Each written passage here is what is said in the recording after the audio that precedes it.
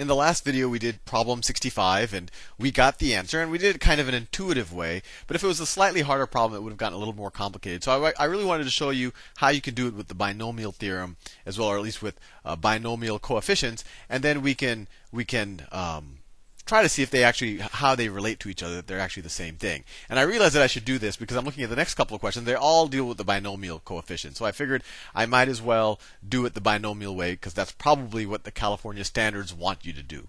And it's a good way. It's good to be able to do it intuitively and with the binomial coefficients and understand how they're the same thing. So reading the same problem, Teresa and Julia are among 10 students who have applied for a trip to DC. 2 students from the group will be selected at random for the trip. 2 students for the group will be selected at random for the trip. What is the probability that Teresa and Julia will be the 2 students selected?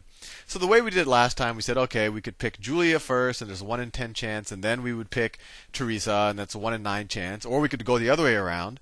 So it would be 2 times 1 over 10 times 1 over 9, right? 2 because there's 2 different ways to pick the people.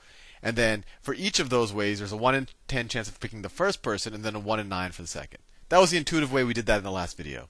The way you do it with the binomial coefficient, you would say, okay, I have 10 items, 10 students in this case, and I'm going to choose 2 of them. And people will often read this as 10 choose 2. And it's useful to memorize to some degree what this means. This means 10 factorial over 2 factorial times 10 minus 2 factorial. And so that is equal to, and I'll give you a second what the intuition is, that's equal to 10 factorial over 2 factorial times 8 factorial. And at first you might say, oh my God, 10 factorial is a huge number, right? It's going to take me forever to multiply that out. But until you realize that you're dividing it by 8 factorial. So 10 factorial that's the same thing as 10 times 9 times 8 times 7. And you keep going. But 8 factorial is 8 times 7 times 6, so forth and so on. So the 8 factorial, if you divide it into 10 factorial, that's going to cancel out with that, and you're just left with 10 times 9, right? So if you had to say how many different ways can you pick 2 people out of 10, you then get 10 times 9, which is 90, divided by 2 factorial, which is 2 times 1. So you say there's 45 different ways to pick 2 people. So the chances that I pick one of those ways, right, pick Julia and Teresa, is 1 out of 45. Right? There's 45 combinations of picking 2 people out of 10. So the chances of picking any one of those combinations is 1 out of 45. So you get to the same answer. And just to get the intuition, this thing boils down to, we just saw, it boils down to 10 times 9 over 2 factorial. And if you just want the intuition, there's 10 ways to pick the first person. There's 9 ways to pick the second person. And then there's 2 ways, or 2 factorial ways, that you could have picked one person and then another person. So it's the same intuition as this. But if you just wanted to kind of plug and chug and get the answer, you say, oh, 10 choose 2. That gives me the answer. I have 10 things, I need to choose 2. That gives me 45 different combinations, and I want only one of them. So that's 1 out of 45. Next question. Let me see. Let me scroll up. All right. And this is, when I saw this, I said, oh, they definitely want us to deal with binomial coefficients. And I'll show you 2 ways how to do this problem too. So this one says 3y minus 1 to the 4th power. And you could multiply it out just using regular algebraic multiplication, polynomial multiplication. It will take you some time, and you might make a careless mistake. I'm guessing they want us to use the binomial theorem. And the binomial expansion of this, I'll use that combinatorics or that binomial coefficient notation. And I think you'll get the pattern. And I've done several videos on this where I explain deeper why it works and all of that. But it equals 4 choose 0 times the first term to the 4th power, 3y to the 4th, times the second term to the 0th power. So you don't only include it. That's times 1. Anything to the 0th power is 1. Fine. Plus 4 choose 1 times the first term, so that's 3y, to the 3rd power, I'm just decrementing it on each term, times the second term to the 1st power. So times -1 to the first power. And in general, if you want to know what should this exponent be, it's going to be whatever is here. So this 1 is the same as that. So here we had a 0, and so negative 1 to the 0, I didn't even take the trouble to write that down. So let me just keep going. I'll switch colors. So the next term, you could probably pause it and guess it.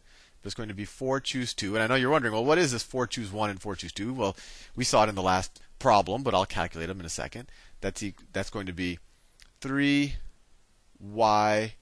squared times negative 1 squared. And we have two more terms, plus 4 choose 3 times 3y to the 1 time. And just so you know, I mean, the exponents of these two should always add up to 4. So you have 4 and 0, you have 3 and 1, 2 and 2. So in this case, you have times negative 1 to the third, and this 3 is that 3, plus 4 choose 4 times negative 1 to the fourth power. Negative 1 to the fourth power. So what do each of these binomial coefficients equal? 4 choose 0. 4 choose 0. That is equal to, I'll do it in yellow, that's equal to 4 factorial over 0 factorial, which you may or may not know is defined to be 1, over 0 factorial divided by 4 minus 0 factorial. And so that just turns into 1, right? 4 minus 0 is 4. So you get 4 factorial over 4 factorial. So this is equal to 1. So let me write it out. So 3y to the fourth. 3 to the fourth power is what? It's 81, right? 3 to the third is 27, right? So we get 81 y to the fourth. All right, next term. Well, the first thing that you see is you have this negative 1 to the first power. This negative 1 is just going to keep flipping the sign. So negative 1 to the first power, that's just going to make this whole term negative, and then we can ignore it from there. So we're going to get a negative there because of this negative 1 to the first power. And what's 4 choose 1? So that's 4 factorial over 1 factorial, which is also 1, divided by 4 minus 1 factorial. 4 minus 1 factorial. So that's 4 factorial over 3 factorial, right? So that's 4 times 3 times 2 times 1 divided by 3 times 2 times 1. So that just equals 4, right? Try it out if you don't believe me. 4 times 3 times 2 times 1 divided by 3 times 2 times 1, you just left with a 4. So you get 4. This coefficient becomes 4, but it's 4 times 3 to the third power, right? So maybe I'll just write it. So the binomial coefficient is 4 times 27 y to the third, and we already took care of the negative 1. Negative 1 to the first power is negative 1, and that's why I put the negative there. So the next term we have a negative 1 to the second power, so it's going to be a positive, right? This is just going to turn to a 1. That turns into a 1. So it's plus, what's 4 choose 2? 4 choose 2 is, I'm already running out of space. I'll write it up here. It's 4 factorial over 2 factorial times 4 minus 2 factorial. 4 minus 2 factorial, that's also 2 factorial, right? So it's equal to 4 times 3 times 2 times 1 divided by 2 factorial is 2, and 2 factorial is 2. Let's say this 2 cancels out with that 2.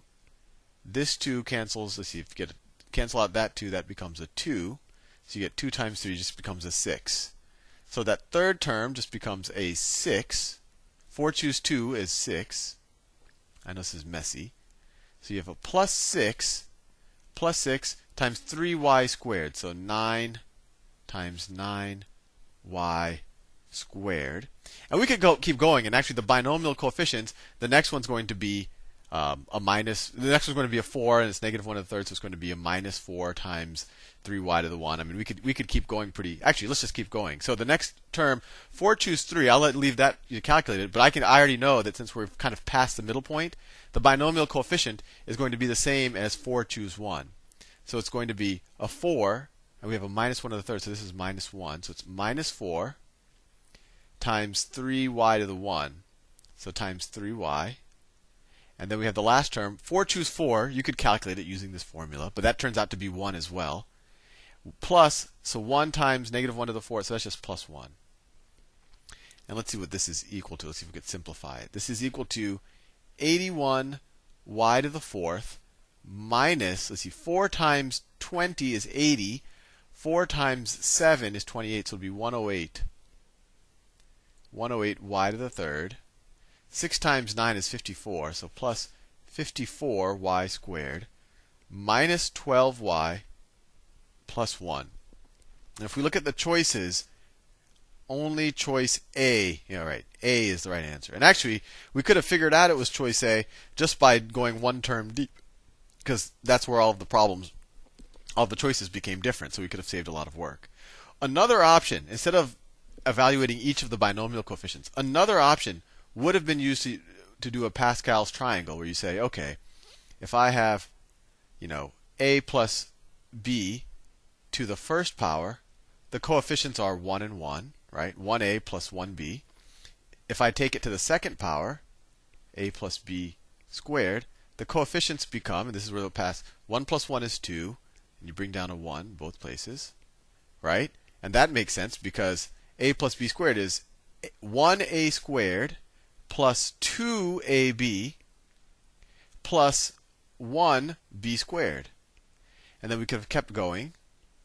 This would have been to the third power. You get a 1, a 3, a 3, and a 1. And then the fourth power is what this problem was about. So you get a 1, you get a 4, 3 plus 3 is 6, 3 plus 1 is 4, and you get a 1. So you said these would be the coefficients, and in this case, we were doing 3y minus 1 to the fourth power. So we would have said 1 times, so we would have, if we had just drawn this out really fast, we would have said, well, this becomes 1 times 3y to the fourth plus 4 times 3y to the third. I just keep decrementing the 3y times negative 1 to the 1 plus 6 times 3y squared. This 6 is this one. I'm getting a little misaligned. 3y squared times negative 1 squared.